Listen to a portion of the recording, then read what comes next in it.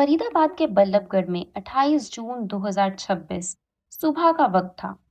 एक कपड़ों की छोटी सी दुकान के बाहर अचानक अफरा तफरी मच जाती है। एक बुजुर्ग माँ जोर जोर से चीख रही है। उनके साथ खड़े बुजुर्ग पिता बार बार शटर के पास लगे शीशे को तोड़ने का प्रयास कर रहे हैं। शीशा टूट जाता है। उनके हाथों से खून बहना शुरू हो जाता है, लेकिन उन्हें अपने खून की परवाह नहीं थी। उन्हें सिर्फ एक ही बात की फिक्र थी, अपने बेटे को बचाना। जैसे ही दोनों दुकान के अंदर दौड़ते हैं, उनके सामने जो मंजर था, उसने उनकी पूरी दुनिया उजाड़ दी। उनका बेटा, 28 साल का इकलौता बेटा राहुल, फंदे से लटका हुआ था। एक ऐसा बेटा जिसने अपनी पूरी जिंदगी सिर्फ अपने माँ बाप की खुशी के लिए मेहनत की। फिर आखिर ऐसा क्या हुआ कि एक हंसता खेलता सपने देखने वाला नौजवान अपनी जिंदगी खत्म करने पर मजबूर हो गया? क्या इसके पीछे सिर्फ एक शादीशुदा जिंदगी का तनाव था, या फिर रिश्तों के पीछे छुपा हुआ कोई और सच? Welcome to the Mystery Atlas. You are watching The terrifying case of Rahul and Jyoti.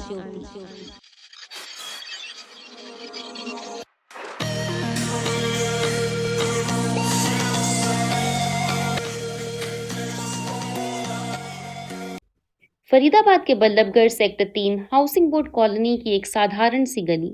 यहीं रहता था 28 साल का राहुल, एक ऐसा लड़का जिसके सपने बहुत बड़े नहीं थे। उसे सिर्फ इतना चाहिए था कि एक खुशहाल परिवार हो, अपनी मेहनत की कमाई और माँ बाप के चेहरे पर हमेशा मुस्कान। राहुल के पिता कृष्ण गोपाल ऑटो चलाकर घर का गुजारा करते थे। उनके लिए राहुल सिर्फ एक बेटा नहीं था, बल्कि बुढ़ापे का सहारा था और पूरे परिवार की सबसे बड़ी उम्मीद था। परिवार के मुताबिक राहुल का स्वभाव बेहद शांत था। ना किसी से ऊंची आवाज में बात करना, ना किसी से दुश्मनी रखना, बस अपने काम से काम रखना। लेकिन जिस जिंदगी को देखकर सबको लग रहा था कि अब सब कुछ ठीक चल रहा है, वही जिंदगी धीरे धीरे एक ऐसे मोड़ की तरफ बढ़ रही थी जिसका अंजाम किसी ने भी नहीं सोचा था। राहुल की सफलता किसी किस्मत का तोहफा नहीं थी। उसके पीछे सालों की मेहनत छुपी थी।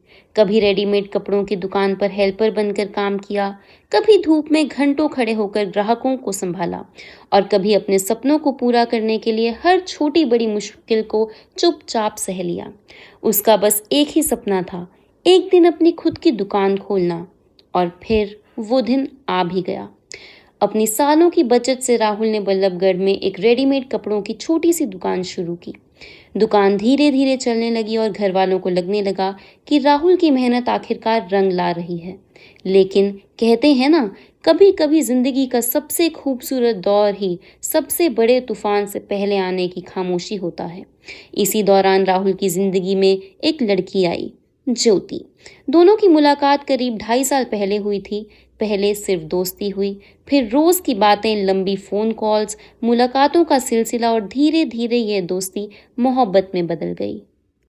राहुल को लगा शायद उसे अपनी हमसफर मिल गई है। उसने अपने दिल की बात ज्योति के सामने रखी और ज्योति ने भी उसके प्यार को कबूल कर लिया। अब सिर्फ एक ही कदम बाकी था, दोनों परिवारों की रजामंदी। राहुल चाहता था कि उसकी शादी सिर्फ उसकी खुशी से नहीं, बल्कि उसके माँ बाप की दुआओं के साथ हो। लेकिन उसने कभी सोचा भी नहीं था कि जिस रिश्ते को वो अपनी जिंदगी की सबसे खूबसूरत शुरुआत समझ रहा था, वही रिश्ता एक दिन उसकी जिंदगी का सबसे बड़ा इम्तिहान बन जाएगा। शादी की शुरुआती महीनों तक सब कुछ बिल्कुल ठीक नजर आ रहा था। राहुल को लग रहा था कि उसकी जिंदगी धीरे धीरे उस रास्ते पर बढ़ रही है जिसका उसने सालों से इंतजार करा था। कुछ ही समय बाद ज्योति ने एक प्राइवेट कंपनी में नौकरी शुरू कर दी। अब दोनों कमा रहे थे और राहुल को यकीन था कि दो लोगों की मेहनत उनके सपनों को और जल्दी पूरा कर देगी। लेकिन राहुल के परिवार का दावा है कि असली कहानी यहीं से बदलनी शुरू हुई। उनके मुताबिक नौकरी लगने के बाद ज्योति के स्वभाव में धीरे धीरे बदलाव आने लगे। छोटी छोटी बातें बहस में बदलने लगी और घर का माहौल पहले जैसा नहीं रहा। राहुल के परिवार और राहुल के द्वारा रिकॉर्ड गए वीडियो के मुताबिक सबसे पहले मांग उठी कि घर के अंदर ही अलग रहना होगा। राहुल के लिए यह फैसला आसान नहीं था। एक तरफ उसकी पत्नी थी और दूसरी तरफ वो माँ बाप जिन्होंने उसे हर मुश्किल में संभाला था। लेकिन घर का माहौल शांत रहे, इसलिए राहुल ने समझौता कर लिया। उसके पिता ने भी बेटे की खुशी को देखते हुए घर का ऊपर वाला हिस्सा राहुल और ज्योति के लिए अलग कर दिया। राहुल को लगा कि शायद इतना कर देने से सारे झगड़े खत्म हो जाएंगे, लेकिन परिवार का कहना है कि ऐसा नहीं हुआ। राहुल अपने माँ-बाप से दूर जरूर रहने लगा था, लेकिन उनसे जुदा कभी नहीं था।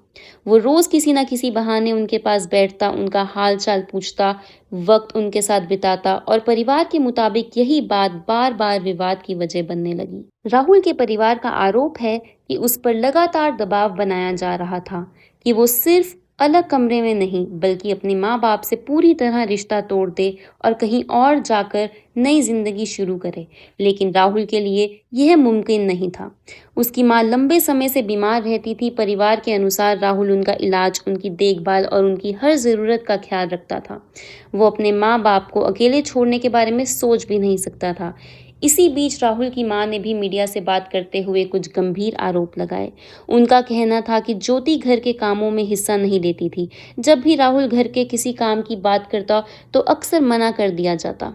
राहुल के ससुराल वालों पर भी यह आरोप लगा कि उन्होंने अपनी बेटी का ही साथ दिया और राहुल के परिवार से कहा कि उनकी बेटी घर के काम करने के लिए नहीं है। राहुल ने माहौल को संभालने के लिए एक मेड भी रख ली, लेकिन राहुल के परिवार का दावा है कि इसके बाद भी तनाव कम नहीं हुआ। आखिरकार राहुल ने एक और बड़ा फैसला लिया। उसने अपनी मेहनत की कमाई से एक अलग घर तैयार करवाया जो उसकी दुकान के पीछे ही था। उसे लगा शायद नया घर नए रिश्ते की नई शुरुआत बनेगा, लेकिन किस्मत को शायद कुछ और ही मंजूर था। राहुल के परिवार का आरोप है कि अलग घर में जाने के बाद भी झगड़े खत्म नहीं हुए। राहुल दिन भर अपनी कपड़ों की दुकान संभालता और घर लौटने के बाद सफाई, पोछा, बर्तन और घर के कई काम करता। ये सिर्फ परिवार का दावा नहीं था। अपनी आखिरी वीडियो में भी राहुल ने ये कहा है कि वो घर के ज्यादातर काम करता था, लेकिन उसके बाद भी उसे सिर्फ शिकायतें ही मिलती थी। वीडियो में राहुल का दर्द उसकी आवाज से साफ महसूस होता है। परिवार का यह भी कहना है कि राहुल को धीरे-धीरे अपनी ही माँ-बाप से दूर करने की कोशिश की जा रही थी, लेकिन राहुल चुपके से उनसे मिलने पहुंच जाता था। आखिर माँ-बाप से रिश्ता सिर्फ एक घर बदलने से थोड़ी टूट जाता है। अपनी वीडियो में राहुल ने यह भी कहा कि उसकी मेहनत से खड़ी की गई दुकान, उसकी संपत्ति पर हक सिर्फ उसकी माँ-बाप और बहनों का होना चाहिए। राहुल ने वीडियो में कुछ और भी आरोप लगाए। उसका कहना था कि उसे ससुराल की तरफ से भी मानसिक रूप से परेशान किया जाता था। मीडिया रिपोर्ट्स के मुताबिक यह भी आरोप लगा कि ज्योति अपनी सैलरी का एक हिस्सा अपने मायके भेजती थी। हालांकि इन दावों की स्वतंत्रता पुष्टि नहीं हो सकती है। परिवार के मुताबिक घर का लगभग पूरा खर्चा राहुल ही उठाता था। राहुल के करीबी लोगों का कहना है कि वो सिर्फ अपनी शादी बचाना चाहता था। इसके लिए हर बार वो खुद ही समझौता कर लेता। लेकिन हर इंसान की बर्दाश्त की एक हद होती है और जून के आखिरी हफ्ते में वो हद भी टूट गई। परिवार के मुताबिक एक दिन घर के काम को लेकर राहुल और ज्योति के बीच में बहस इतनी बढ़ गई कि गुस्से में राहुल ने वाइपर से ज्योति को मार दिया। इसके तुरंत बाद ज्योति ने अपने परिवार को फोन किया। कुछ ही देर में उसके घर वाले वहां पहुंच गए और मामला सीधा पुलिस स्टेशन तक जा पहुंचा। राहुल के खिलाफ मारपीट और घरेलू हिंसा की शिकायत दर्ज करवाई गई। राहुल के पिता कृष्ण गोपाल के मुताबिक राहुल इससे पहले कभी पुलिस स्टेशन नहीं गया था। उनका कहना है कि पुलिस स्टेशन की कार्यवाही, लोगों के सामने हुई बेइज्जती और जेल भेजने की बातों ने राहुल को अंदर तक हिला दिया था। परिवार का दावा है कि उस दिन राहुल पूरी तरह टूट चुका था, लेकिन उस वक्त उसके घर वालों ने उसे संभाला, उसे हौसला दिया और किसी तरह उसे वापस घर ले आए। उन्हें लगा शायद सब कुछ अब भी ठीक हो सकता है, लेकिन उन्हें बिल्कुल अंदाजा नहीं था कि सबसे बुरा वक्त अभी आना बाकी था। किसी को भी अंदाजा नहीं था कि राहुल के दिमाग में उस दिन कुछ और ही चल रहा था। अगले 2 दिन उसने अपने माँ-बाप के साथ ही बिताए, लेकिन परिवार के मुताबिक पुलिस स्टेशन की बेइज्जती, रोज के तनाव और अपनी शादीशुदा जिंदगी की उलझनें उसके जहन से निकल ही नहीं रही थी। फिर आई 28 जून की सुबह। हर दिन की तरह राहुल ने अपनी माँ से बात की। माँ ने उसे रोकते हुए कहा, पहले नाश्ता कर लो, फिर दुकान चले जाना। लेकिन राहुल ने सिर्फ इतना कहा, बाद में खा लूंगा। उस वक्त किसी ने नहीं सोचा था कि ये माँ और बेटे की आखिरी बातचीत होगी। राहुल घर से निकला और सीधा अपनी दुकान पहुंच गया। दुकान के अंदर जाते ही उसने शटर बंद कर दिया, फिर अपना मोबाइल निकाला, कैमरा ऑन किया और वो वीडियो रिकॉर्ड करना शुरू किया, जो कुछ ही घंटों बाद पूरे देश में चर्चा का विषय बनने वाला था। उस वीडियो में राहुल ने अपनी शादीशुदा जिंदगी को लेकर कई गंभीर आरोप लगाए।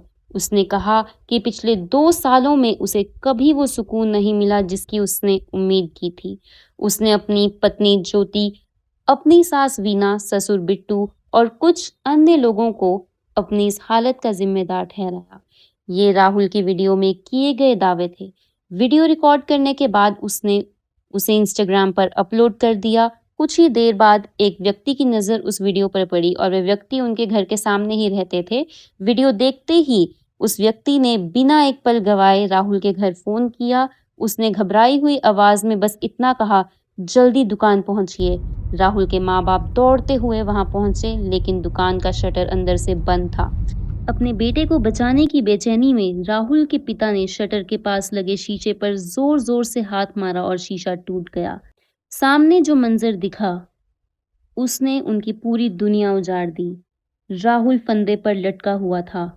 माँ की चीखें, पिता का दर्द और आसपास जमा लोगों की खामोशी। उस पल को शब्दों में बयां कर पाना बहुत ही मुश्किल है। इसके बाद पुलिस को सूचना दी गई। पुलिस ने मौके पर पहुंचकर शव को पोस्टमार्टम के लिए भेजा और जांच शुरू करी। जांच के दौरान राहुल का मोबाइल फोन कब्जे में लिया गया। मीडिया रिपोर्ट्स के मुताबिक पुलिस को उसमें वही इंस्टाग्राम वीडियो मिला जो राहुल ने अपनी मौत से पहले अपलोड किया था। बताया जा रहा है कि पुलिस को एक लेटर भी मिला जिसमें राहुल ने अपनी परेशानियों का जिक्र किया है। इसके बाद पुलिस ने राहुल के परिवार से पूछताछ की। परिवार ने ज्योति और उसके परिवार समेत कई लोगों पर गंभीर आरोप लगाए। मीडिया रिपोर्ट्स के अनुसार पुलिस ने इस मामले में कई लोगों के खिलाफ एफआईआर दर्ज की है और जांच शुरू कर दी है। रिपोर्ट्स के मुताबिक उस समय आरोपित पक्ष के कुछ लोग अपने घरों में मौजूद नहीं मिले और पुलिस उनकी तलाश में अलग-अलग जगहों पर छापेमारी कर रही है। साथ ही राहुल के मोबाइल फोन, वीडियो और अन्य डिजिटल सबूतों की फोरेंसिक जांच भी करवाई जा रही है। इस पूरे केस में एक बात आज भी लोगों को सोचने पर मजबूर करती है। क्या इस कहानी का अंजाम बदला जा सकता था? क्या कहीं ना कहीं किसी मोड़ पर बातचीत, समय पर मदद या सही फैसले से एक जिंदगी बच सकती थी? इस सवाल का जवाब अब सिर्फ जांच और अदालत ही दे सकती है। आप इस पूरे मामले को किस नज़रिए से देखते हैं? अपनी राय हमें कमेंट्स में ज़रूर बताइएगा।